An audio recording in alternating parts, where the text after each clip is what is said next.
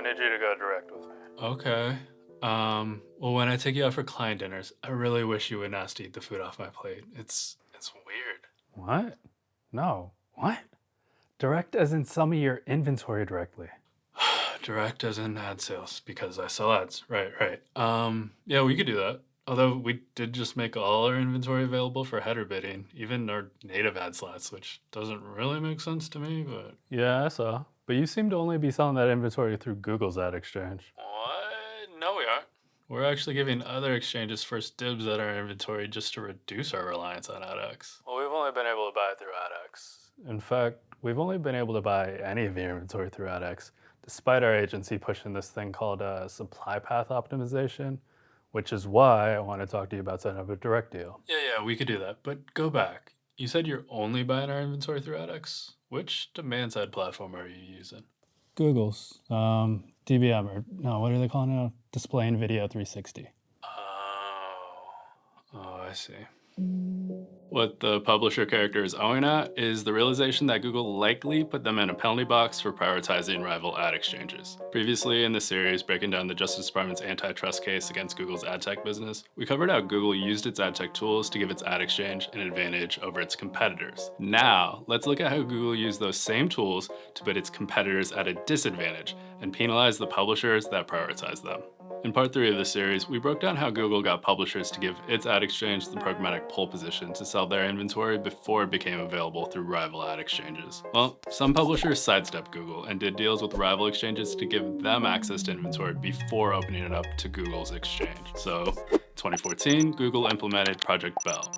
Google determined a publisher was not giving AdX early access to the publisher's ad inventory, then Google would lower the prices the publisher could receive for their inventory in AdX. According to the Justice Department's lawsuit, Google would lower advertisers' bids for these publishers by 20%. Project Bell was not the only program Google ran to undercut publishers prioritizing other ad exchanges. Another program called Project Perot did a similar thing, but inverted the undercut in order to head off rival exchanges using header bidding to get the jump on Google. Through Project Perot, Google lowered the bids that advertisers using its demand-side platform DV360 sent to rival ad exchanges. That way, Google's ad exchange was guaranteed to offer publishers the best price from Google's advertisers, even if other exchanges using header bidding could make their offers first. Per the DOJ's lawsuit, Google would lower advertisers' bids by as much as 90%. And in July 2017, it turned on Project Perot by default, and only 1% of advertisers opted out. Project Perot worked so well that 70% of the money advertisers spent through Google's DSP ended up going to its ad exchange. And Google execs got to worrying whether they needed to say something about how well the program was doing at diverting DV360 demand to AdX. But Project Bell and Project Perot did not entirely dissuade publishers from giving preferential treatment to other ad exchanges. They may have even incentivized publishers to do that. For example, publishers using Google's own publisher ad server would set specific minimum prices or price floors for different exchanges. This would provide a workaround to Google's bid manipulation tactics.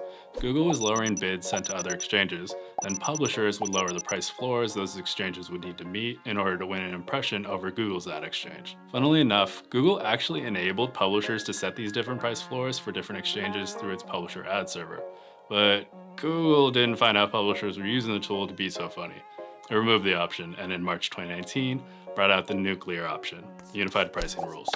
As the name implies, publishers using Google's publisher ad server could now only set one floor price that would apply to all ad exchanges. Surprise, surprise, this price leveling was a blow to rival ad exchanges. The DOJ's lawsuit cites one rival exchange telling Google that its win rate dropped by 6% after Google officially enabled unified pricing rules in September 2019. A 6% drop doesn't sound all that dramatic, but the fact that a 6% drop sent this rival exchange to take its case to Google, and that Google employees didn't want word of this 6% drop getting out, seems to signal how much of the market Google had cornered by that point, as we've been covering throughout these videos. And on that note, that's all for now for this series breaking down the Justice Department's antitrust case against Google's ad tech business. But leave a comment if there are any notable aspects of the case we may have overlooked or that you'd like to see us do a deeper dive on.